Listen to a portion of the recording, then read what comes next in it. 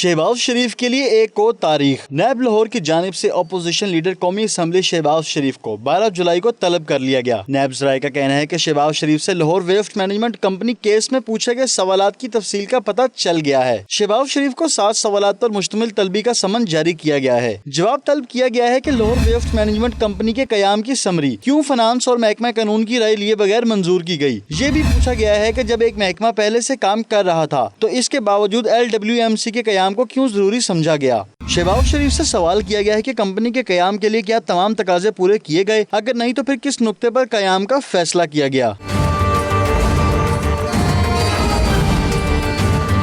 NAB نے یہ سوال بھی کیا کہ ٹھیکیدار کمپنی IF ٹیک کو کیوں نیلامی کا عمل مکمل کیے بغیر ٹھیکہ دیا گیا۔ شہباز شریف نیب کی جانب سے کیے گئے سوالوں کے جواب دیں گے۔ نیب کو مطمئن نہ کر سکے تو انہیں دوبارہ بھی طلب کیا جا سکتا ہے۔ میاں شاہد ندیم، 92 نیوز، لاہور۔